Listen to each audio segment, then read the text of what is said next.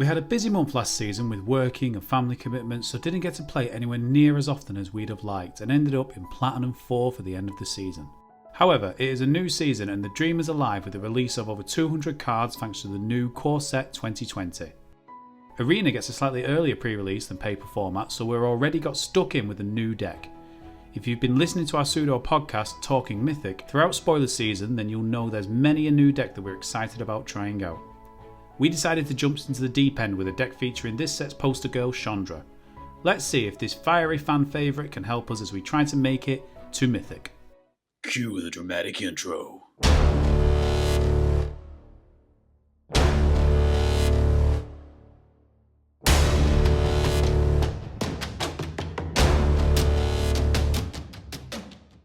One of my favourite phrases in the entirety of Magic is "this spell can't be countered," and that is exactly why we are playing Chandra Awakened Inferno. She is our main win con through inevitability by giving her a +2 ability that allows us to give an emblem to our opponents to deal damage on every upkeep. These emblems also stack, so as soon as we hit 2 or 3, the damage gets too much for our opponents to deal with. We support Chandra through a range of different things. First of all, we have a sweeper set. Deafening Clarion and Kaya's Wrath make sure that we can get rid of all creatures that are trying to attack us and bring our life total down. Elder Spell is the equivalent, but for planeswalkers, because there are lots of Teferi decks still floating around the meta. We also have 2 recursions through the Eldest Reborn, which allow us to get rid of single creatures or planeswalker targets and also bring back our own from the graveyard. We have some card draw with Revitalize, and then we have some single target removal through the use of Despark and Lava Coil. We finally support this through a planeswalker package as well. Gideon is our creature on the board that doesn't die to board wipes and wraths. Kaya allows us to gain life by exiling the graveyard. Karn allows us to deal for further answers with his card selection ability, and Ugin is our catch-all removal that also draws us cards through the use of his 2/2 spirit tokens. We play 1 creature in the entire deck with the Basilica Bellhorn, and this is just to give us life gain against aggro and also to discard cards from our opponent to keep them off tempo. In game 1 we keep a 7 with 3 lands and a Revitalize to help us if we are against any aggro deck. Our opponent leads with a Plains and a Healer's Hawk. We draw a Karn for turn, play a Godless Shrine tapped and pass. Ajani's Pridemate from our opponent, they attack for 1 with the Hawk and put a counter on the Pridemate, making it a 3/3. We draw a Clarion, but their Pridemate is going to be too big and will survive by the time we get to cast it, so we play a Sacred Foundry tapped and pass. On their turn they play a second Hawk and attack us for 4, taking our life total to 15. We cast the Clarion on our turn to kill their lifelink creatures and try to stop the Pridemate from getting any bigger. Our opponent plays a second Pridemate on their turn and attacks us for 4. On our turn we cast the Bellhorn to gain some life back and have a blocker on the board. Our opponent attacks with the big Pridemate and we block to preserve life total. We draw a Gideon for turn and cast Karn to try and dig for a sweeper. Karn reveals 2 lands and our opponent kindly puts 1 in our hand. On their turn, our opponent attacks us for 6 points of damage and passes. We use the Temple land to scry Kaya's Wrath to the top and tick down a Karn to create a chump blocker, knowing we can wipe the board next turn. We then cast the Elders Reborn to reduce the number of creatures our opponent has. They sacrifice a smaller Pridemate as expected. On their turn, they cast Leonin Vanguard and attack Karn for 4. At the time, we decided not to block as we had a spare Karn in hand, but in hindsight probably should have as we planned to wipe the board anyway. On our turn, we draw the board wipe and notice our opponent discard a Shalai to the Eldest Reborn trigger. We wipe the board and pass. Our opponent then casts a Gideon and in response we draw a land using the Revitalize we have in hand. We draw a Kaya for turn and bring back their Shalai using the final chapter of our saga. We then cast Chandra and use her -X ability to deal 5 damage to Gideon and exile him from the board. Our opponent casts a Leonin War Leader and passes. On our turn, we tick up Chandra to give our opponent an emblem and then cast the Bellhorn with thinking that we can at least double block the War Leader. We finish off with a Kaya and exile the Pridemates from their graveyard. Our opponent then casts On Serra's Wings for their turn, giving their War Leader flying and vigilance, so much for double blocking. They send the War Leader and the tokens he creates at Kaya. We chump the War Leader with Shalai and block a cat token with the Bellhorn. We draw another land for turn and tick up Karn, who reveals 2 more lands. We give our opponent another emblem, but this feels a bit futile until we can find an answer to the amount of life gain they currently have on board. We exile 2 more creatures from our opponent's graveyard using Kaya and then cast Gideon as he may get a high enough loyalty to exile the War Leader. Our opponent then casts another Vanguard and they attack. They send the War Leader at Chandra and the tokens at Kaya. This allows us to block one of the tokens and ensure Kaya survives. We draw another land for turn, we tick up Khan who reveals a D-Spark and a Lava Coil. Our opponent gives us the Lava Coil and our plan now is to ensure Khan survives the turn so we can get the D-Spark to exile the War Leader. We Lava Coil the Vanguard and then exile more things from their graveyard using Kaya. On their turn, our opponent casts Helm of the Host. They attack with everything but split their resources between Gideon and Khan. This allows us to block a creature attacking Khan who survives with 1 loyalty. We draw a Chandra for turn and thanks to all the land we drew earlier we can double spell this turn. We tick down Khan to get the D-Spark back into our hand, which we immediately cast to exile the War Leader. We then cast Chandra and use her -3 to deal 3 damage to all non-elemental creatures. This girl is on fire! We exile more of their graveyard with Kaya before giving our Bellhaunt life gain with the Gideon and attacking for 7. A Resplendent Angel from our opponent and they pass. On our turn we exile the last of their graveyard with Kaya and then tick down Chandra again to deal 3 damage to the Angel. This keeps the board clear for us to attack and bring down their life total. On their turn, our opponent casts another Vanguard and passes. We attack with the Bellhaunt and the Gideon as our creatures would survive any blocks. Our opponent takes the damage and we then ultimate Kaya to deal 13 damage to our opponent, taking them to 4. We pass back to our opponent who times out an upkeep and gives us the victory. This was then followed with a loss to a Dimir deck built around Kefnet and Narset in which our opponent was able to stabilise on 1 point of life before a Liliana ultimate took us out of the game.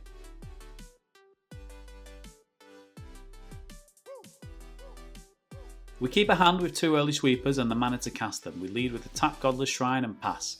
Tap team events from our opponents and they pass back.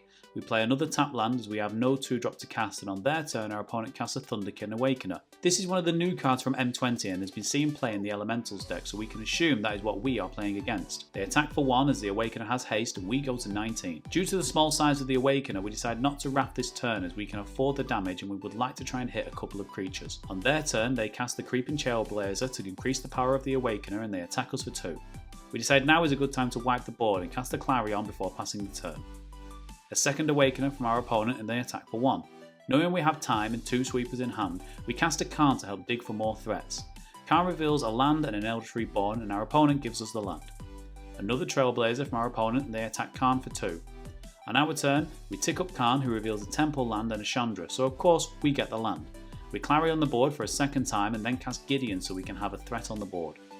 On their turn, our opponent casts Omnath, who, let's face it, is just Slimer from Ghostbusters. Omnath deals the damage to Gideon and entry and they pass. We cast a Chandra for turn and tick up to give our opponent an emblem.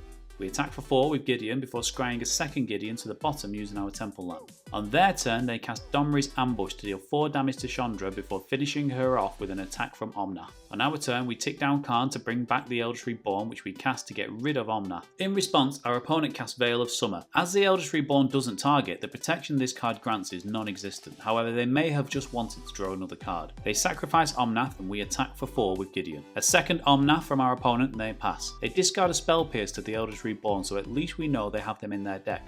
We tick up Khan who reveals a land and a Chandra so guess which one we got. We attack for 4 with Gideon and our opponent goes to 6 as we pass the turn, knowing we can wipe the board next turn if they manage to cast lots of creatures. On their turn our opponent plays a land which puts a counter on Omnath and then cast their own Chandra. They must be enjoying their emblem so much they wanted to share, so we get a Chandra emblem as well. I'll just put this over here with the rest of the fire. They attack our Gideon with Omnath and pass. On our turn, we bring back the Awakener in their graveyard from the Eldritch Reborn trigger. This is because the Awakener has haste and our opponent is at 5 life. We attack with both creatures and take the victory.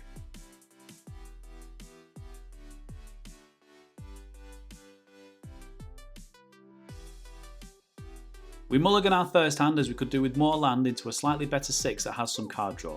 We put Oog into the bottom and start the game. Our opponent leads by shocking in a Sacred Foundry and casting a Healer's Hawk. We play a Godless Shrine tapped and pass. They play a Temple, scrying a card to the bottom before casting Defiant Strike on the Hawk to draw another card. They attack for 2 and pass. We play a Dragonskull Summit so we can revitalise on their end step and we pass the turn. A tap Steam Vents from our opponent and they cast a Sky Knight Vanguard so he must be playing some sort of Jeskai Flyers deck. They cast Gird for battle to put a counter on both creatures before attacking us for 2. We revitalise before damage, drawing a second copy for a future turn. On our turn, we decide to preserve life by playing another shrine tapped. On their turn, they cast the eagle that pumps all of their flyers and attack us for 6. We revitalise again before damage and draw a clarion. On our turn, we wipe the board with a clarion, allowing us to play the blood crypt tapped to save life. Our opponent plays another vanguard and passes. On our turn, we cast the Eldritch Reborn to remove the vanguard, as the tokens he creates can be very annoying. On their turn, our opponent plays a Jarni, adversary of tyrants, and immediately tick him down to bring back the vanguard that we just got rid of. On our turn, we cast Gideon and we pass. They attack Gideon with the vanguard and the soldier token and cast Rally of Wings before damage to kill Gideon off. On our turn, we draw a second Wrath and bring back a vanguard using the Eldritch Reborn. We then cast another Gideon and pass the turn. On their turn, they tick up a Jarni to put a counter on both creatures and attack Gideon with the vanguard and the new soldier token. We block the vanguard to make sure Gideon survives, knowing we will Wrath next turn. On our turn, we clear the board of all their creatures and then attack a Jarni with Gideon before passing back. Our opponent then casts Feather on their turn and passes back to us. We draw a land for turn and cast Chandra using her -X ability to exile Feather. We attack for 4 with Gideon and pass the turn. Our opponent plays a land, passes back to us, and on our turn we tick up Chandra to give them an emblem and then cast the Bellhorn to force them to discard their last card, which turned out to be our land. We attack for 4 once again with Gideon, and our opponent does nothing on their turn before passing back to us. We give them a second emblem from Chandra before we cast Kaya and start to exile creatures from their graveyard. We attack for 7 with our creatures, halving our opponent's life total. The emblems then take them to 5 life on upkeep, and they cast Defiant Strike to look for an answer before conceding the game.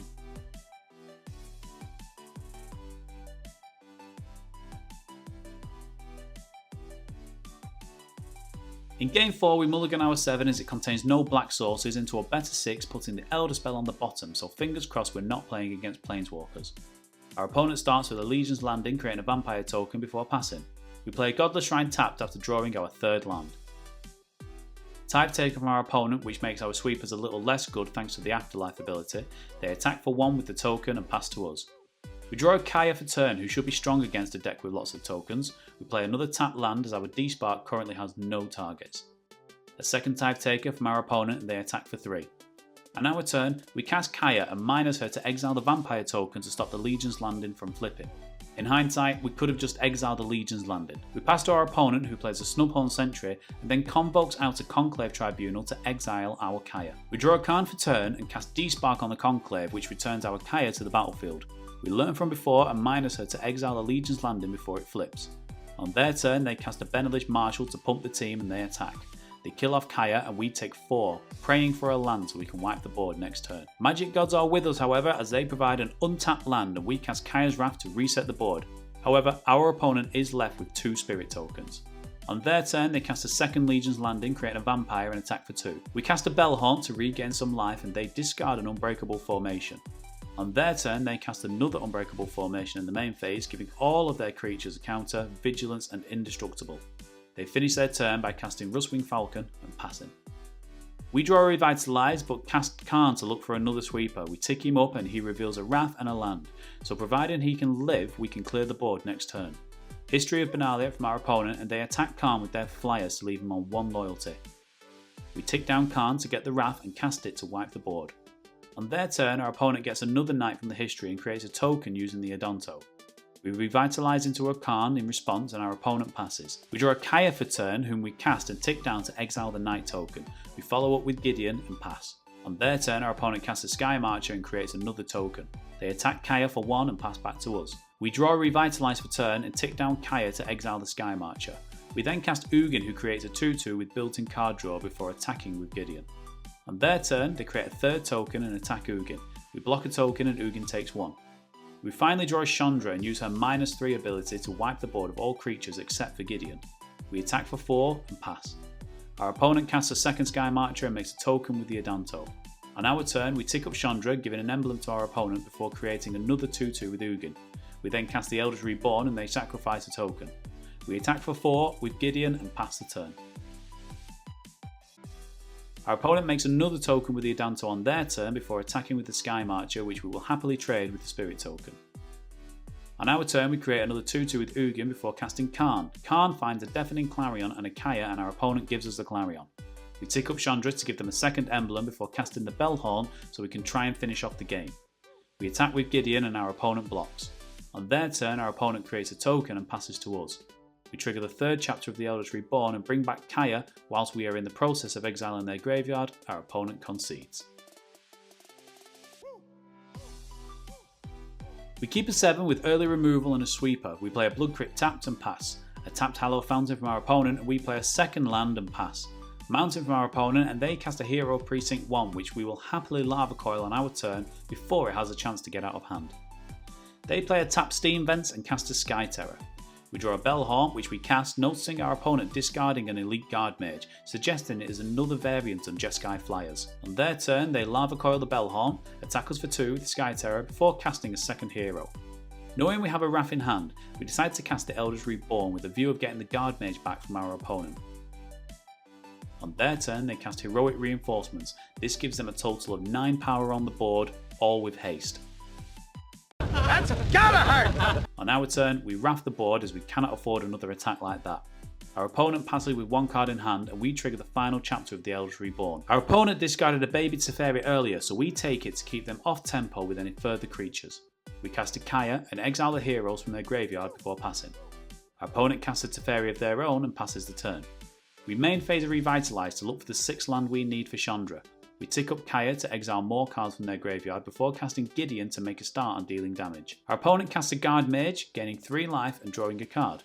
We draw a Karn for turn. We decide to bounce the Guard Mage so Gideon can have a free swing at Teferi before casting Chandra to begin the inevitable with an emblem. The Guard Mage is back from our opponent and they pass the turn. We tick up Teferi to increase his loyalty and tick down Chandra to kill the Guard Mage, which is then exiled with Kaya. We cast a Karn and tick up, revealing a Chandra and a Nugin, with our opponent giving us the Chandra. We attack for 4 with Gideon and pass the turn. On their turn, our opponent casts Deploy to create 2 Thopters and gain some life. We mine a Chandra again to wipe the board and create a construct with Karn as we look to close out the game. We ultimate Kaya to take our opponent to 12 before attacking once again with Gideon, putting them at 8. On their turn, our opponent casts Role Reversal to exchange control of Teferi and Chandra. However, as we control both, the spell actually has no effect. Our opponent then goes out swinging by Lava Coiling our construct before conceding the game. Overall, this deck is great and has a lot of built-in synergies. The Planeswalkers are strong and all serve a purpose. The deck preys heavily on creature decks, and with the release of M20, there are a number of creature decks being played in the best of 1 ladder, so you may find that you're able to rank quickly. It can also have a game against control, however I would recommend best of 3 as the sideboard is a big help once you take out the creature removal. If you enjoyed this video, please do like, share and subscribe. Let us know what you think of the deck on the comments below, especially if you decide to give it a go. We'd love to hear how you get on. Don't forget you can follow us on Facebook and Twitter @MakingMythic. Thank you for watching and we will see you next time.